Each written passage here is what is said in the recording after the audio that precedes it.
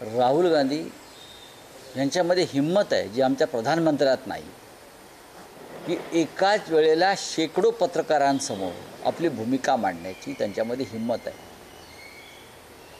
मोदींना काल 75 वर्ष झाली, पण अजूनपर्यंत गेल्या 11 वर्षात त्याने एकही पत्रकार परिषद घेतली नाही. पण जे राहुल गांधींवर टीका करतात त्यांनी हे लक्षात घेतलं पाहिजे, राहुल गांधी यांनी सातत्यानं पत्रकार परिषदा घेऊन आपली भूमिका मांडली आहे. गेल्या काही काळापासून ते निवडणूक आयोगातला भ्रष्टाचार, निवडणूक आयोगातले घोटाळे, मतचोरी ह्याच्यावर बोलतात. आणि काल त्यांची ही दुसरी पत्रकार परिषद होती, त्यात त्यांनी पुरावे दिले आहेत की कशा प्रकारे मतं डिलीट केली जातात एका विशिष्ट समाजाची. जिथे काँग्रेस किंवा भाजपा विरोधक जिंकू शकतात तिथे मतदार यादीतून बोगस फोनवरून, बोगस नंबरवरून, वेगळ्या वेगळ्या राज्यातून मतदार यादीतून शेकडो हजारो नावं डिलीट केली. महाराष्ट्रातला राजौरी मतदारसंघ असेल किंवा कर्नाटकातला आळंद मतदारसंघ असेल, त्यांनी पुरावेच दिले. आता ह्या पुराव्यावर खरं म्हणजे भारतीय जनता पक्षाची बोलती बंद व्हायला पाहिजे होती. पण भारतीय जनता पक्ष हा कोडगा पक्ष आहे, कारण त्यांचं संपूर्ण राजकारण हे अशा प्रकारचे घोटाळे, चोऱ्या माऱ्या ह्यांच्यावरच टिकून आहे. त्याच्यामुळे राहुल गांधी ह्यांना अजून हायड्रोजन बॉम्ब जो टाकलेला नाही आहे. त्यांनी काल एक सहज पत्रकार परिषद घेतली. हायड्रोजन बॉम्ब जेव्हा टाकला जाईल तेव्हा वाराणसीसह देशामध्ये हादरे बसतील. निवडणूक आयोगाने हे सगळे आरोप फेटाळले. निवडणूक भाजप नेत्यांचं प्रत्युत्तर असं आहे की राहुल गांधींचं डोकं फिरवलं. एक लक्षात घ्या, निवडणूक आयोग म्हणजे भारतीय जनता पक्षाचे कार्यकर्ते आहेत. म्हणजे आपल्या मुंबईत जसे त्यांचे काही कार्यकर्ते आहेत, नवीन नवीन लोकांनाच असतात बोलायला, किंवा दिल्लीमध्ये, तसं भारतीय जनता पक्षानं निवडणूक आयोगात त्यांचे प्रवक्ते ठेवलेले आहेत. भारतीय जनता पक्षाला यात पडण्याचं कारण नाही. राहुल गांधींनी निवडणूक आयोगाला प्रश्न उपस्थित केले आणि निवडणूक आयोग सध्या भारतीय जनता पक्षाच्या प्रवक्त्याप्रमाणे काम करतं, हे काय सगळ्यांना माहीत आहे. उद्या कदाचित निवडणूक आयोगाच्या वतीनं गौतम अडाणी प्रवक्ते म्हणून बोलायला समोर येतील. आश्चर्य वाटायला नको. रावसाहेब, गौतम अडाणींचा जर तुम्ही विषय काढला तर हिंडेनबर्ग प्रकरणामध्ये सेबीनं गौतम अडाणींना क्लीन चिट दिली आहे. ते म्हणतात काही आरोप त्यांच्यावर सिद्ध झाले नाही आणि त्यावर गौतम अडाणी याच्यावरती सत्यमेव जयते. नाही, ते सत्यमेव जयते गौतम अडाणी बोलायला लागले तर संविधानातील सत्यमेव जयतेची व्याख्या बदलावी लागेल, एवढंच मी सांगेन. बोलिये. रावसाहेब, आणखी काही राज्यातले विषय आहेत. काल तुम्ही आनंद दिघे यांच्या बाबतीत जी काही भूमिका किंवा जी विधानं केली त्याबद्दल ठाण्यात किंवा शिंदे समर्थकांमध्ये प्रचंड नाराजी आहे, तुमच्यावर प्रचंड टीका झालेली आहे. सगळ्यात आधी कोणाचीही नाराजी नाही. ठाण्यात नाराजी म्हणजे ठाणे यांच्या बापाचं आहे का? ठाणे शिवसेनेचं आहे, बाळासाहेब ठाकरेंचं आणि आनंद दिघे यांच्या शिवसेनेचं आहे, यांच्या शिवसेनेचं नाही. मी अत्यंत जबाबदारीनं कालचं विधान केलं आहे आणि त्याच्यामुळे ज्यांना मिरच्या लागायच्या आहेत त्या लागलेल्या आहेत. तुम्ही आनंद दिघे साहेबांचा फोटो हा मोदीपेक्षा मोठा घ्या ना. हा मोदीला मोठं ठरवून किंवा बाळासाहेब ठाकरेंना छोटं ठरवून तुम्ही जे काय करताय ही भारतीय जनता पक्षाची एक रणनीती आहे. बाळासाहेब ठाकरेंचं नेतृत्व खुजं करायचं या महाराष्ट्रात आणि देशामध्ये. एक लक्षात घेतलं पाहिजे, काल ज्यांनी माझा निषेध केला मी त्यांचं स्वागत करतो. हे कोण आहेत? हे सगळे गद्दार आहेत. हे सगळे एक नंबरचे शिवसेनेतून बाहेर पडलेले गद्दार आहेत.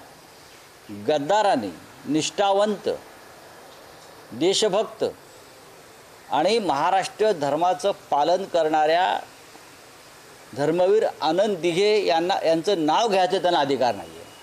बाकी सोडूनच द्या. हे त्यांच्या नावाचं राजकारण करतात. आनंद दिघ्यांनी आमच्या कधी शिवसेना विकली नाही. व्यापाऱ्यांना, बिल्डरांना, शहा, मोदी यांच्यासारख्या राजकीय व्यापाऱ्यांच्या पायावर आनंद दिघ्यांनी कधी शिवसेना ठेवली नाही. आनंद दिघ्यांवरती अनेक संकट आली. त्यांना टाढाही लावला. म्हणून ते शेपूट घालून त्यांनी पक्षांतर केलं नाही गांडूसारखं. हे जे स्वतःला दिघ्यांचे शिष्य वगैरे समजतात ना, त्यांनी कधीही आनंद दिघे साहेबांनी, त्यांच्याने आमचे सगळ्यांचे संबंध होते चांगले. हे कालची पोरं आहेत सगळी, हां, हे बाहेर उभे राहणारे रस्त्यावरची पोरं आहेत सगळी ही आता काल आले ना, ते हे टेमेनेकाच्या बाहेर टपोरी करणारे सगळे पोरं आहेत. त्यांना आतमध्ये प्रवेश नव्हता. आनंद दिघे हे ठाकरे परिवारातले आणि शिवसेना परिवारातले एक महत्त्वाचे सदस्य आणि घटक होते. ठाकरे परिवाराचा आदेश त्यांनी कधी मोडला नाही. मग ते शिवसेना प्रमुख बाळासाहेब ठाकरे असतील किंवा जेव्हा कार्याध्यक्ष झाले उद्धवजी, त्यानंतर उद्धव ठाकरे असतील, त्यांनी सातत्यानं मातोश्रीशी आपली निष्ठा कायम ठेवली. हे आता जे आहेत नाही, स्वतःला शिवसेना शिवसेना म्हणून घेणारे लफंगे आणि चोर, हे धंदे कधी आयुष्यात माननीय आनंद दिघे यांनी कधी केले नाहीत. राऊतसाहेब, तुम्ही टाळाचा उल्लेख केला. जे तुमच्यावर आता टीका करतात किंवा तुमचा निषेध करतात ते म्हणतात की राऊत यांच्या मुलाखतीनंच दिघे साहेबांना पण असं कधी आनंद दिघे साहेबांनी म्हटल्याचं माझ्या लक्षात नाही आहे की संजय राऊतांमुळे मला त्रास झाला. अजिबात नाही. आम्ही त्यांना तुरुंगात भेटायला जात होतो सातत्यानं. सुटल्यावरती ते माझ्या इथे घरी आले होते. राजकारण ह्यांना कळत नाही. त्याच अटकेनं आनंद दिघे धर्मवीर झाले. हे काल जी पोरं टोरं आले होते ना, आनंद दिघे यांच्या ज्या आनंद आश्रमातले लोक बसत आहेत, तो कोणी कोणाच्या नावावर करून घेतलं आहे ती प्रॉपर्टी, याचा तपास करा. आनंद दिघे साहेबांच्या वेळेला तो एक ट्रस्ट होता. दिघे साहेब तिथून काम करायचे आणि आज ती प्रॉपर्टी म्हणून कोणी कोणाच्या नावावर करून घेतलेली आहे, धमक्या आणि दहशत निर्माण करून. हे मी सांगेन, दिघे साहेबांनी असे उद्योग कधीच केले नाहीत. दिघे साहेब हे व्यापारी नव्हते. त्यांनी शिवसेनेचा व्यापार केला नाही आणि त्यांनी कधीही कोणत्याही पदासाठी मातोश्रीवरती मला स्वतःला काही पद पाहिजे, मला मुख्यमंत्री व्हायचं आहे, मला मंत्री व्हायचं आहे, मला नेता व्हायचं आहे, अशी कधीच मागणी केली नाही. ठाणेसारख्या जिल्ह्याचे ते एक सर्वोत्कृष्ट जिल्हा प्रमुख म्हणून त्यांनी काम केलं आणि ते महाराष्ट्रातले एक आदर्श जिल्हा प्रमुख असल्याचं बाळासाहेब ठाकरे वारंवार आपल्या भाषणात सांगत होते. जेव्हा दिघे साहेब होते, तो काळ वेगळा होता. तेव्हाही अनेक पदं निर्माण झालेली नव्हती. मग उपनेते असतील किंवा ती प्रक्रिया सुरू झालेली नव्हती.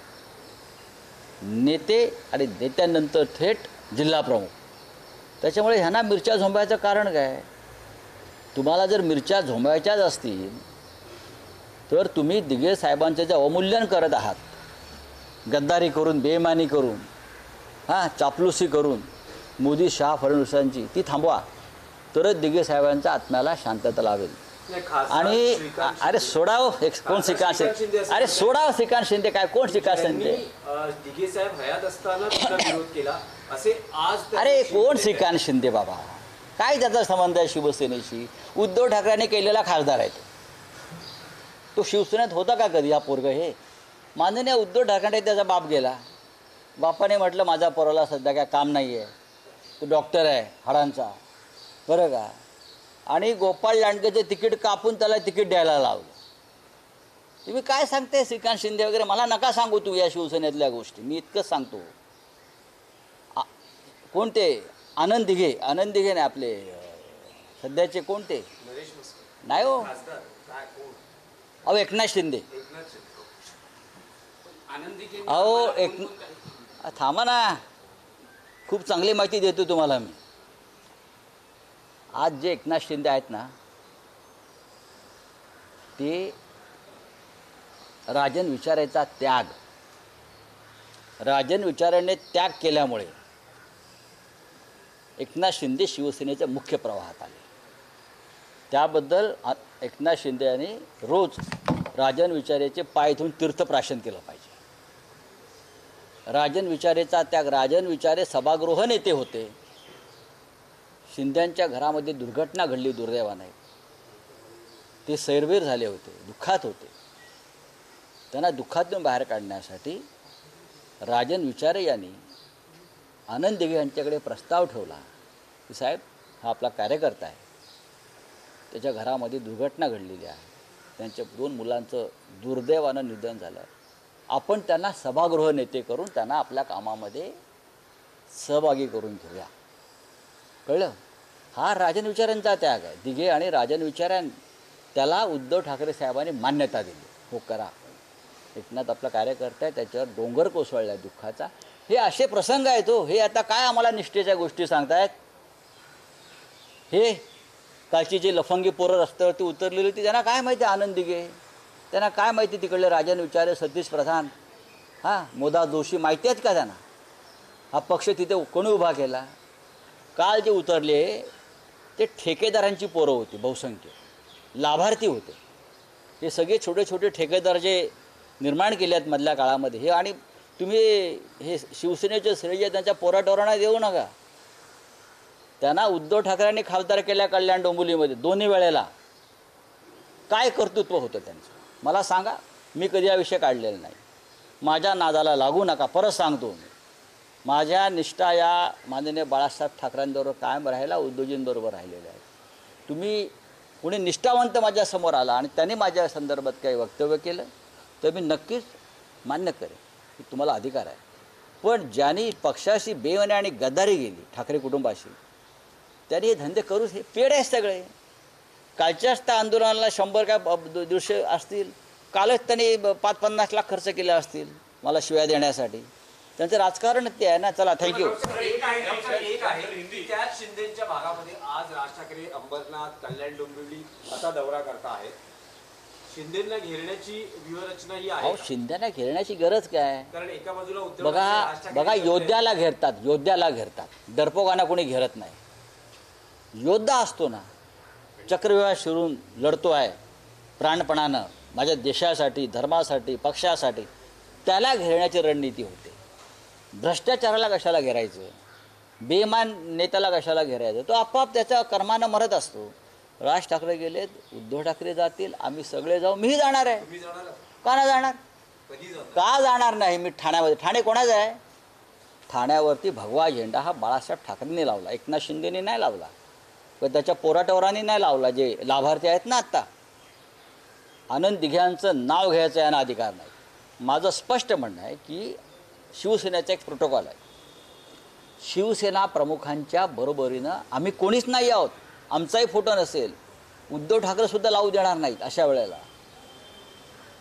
तुम्हाला फक्त तुम्ही हा प्रोटोकॉल जो आहे हा अमित शहा आणि मोदी यांना बाळासाहेब ठाकरेंचं नेतृत्व जे आहे टोलेजंग अजूनही राज्यात, ते खाली करण्यासाठी त्यांनी प्रतीकं निर्माण करण्याचा प्रयत्न करत आहेत. हे आनंद दिघ्यांनासुद्धा मान्य झालं नसतं, हे होणार नाही.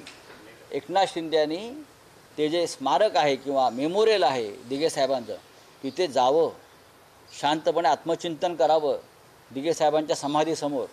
त्यांना जर त्यातून दिघे साहेबांनी का साक्षात्कार दिला तर त्यांना कळेल की आपण किती मोठी चूक केलेली आहे ती. बाळासाहेब ठाकरे हे शिवसेनेचे सर्वोच्च नेते तेव्हाही होते आणि आजही आहेत. त्यांच्या आसपास कोणी नाही. नाही नरेंद्र मोदी, नाही अमित शहा, अजिबात नाही. एकनाथ शिंदे तर कुठेच नाही. कसली शिवसेना चोरून पाळताय तुम्ही चोरासारखे? या ना समोर, तुमचा पक्ष काढा, तुमचं चिन्ह घ्या आणि मग आमच्या समोर उभे राहा. मग तुम्ही तुमचा किती पालापाचोळा होतो तो जनता करते मराठी ते कळेल. आत्ताच राहुल गांधींनी दाखवलं आहे ना कशा प्रकारे आपण निवडणुका जिंकता. चला, थँक्यू. चलो, हाँ हिंदी में बोलिए.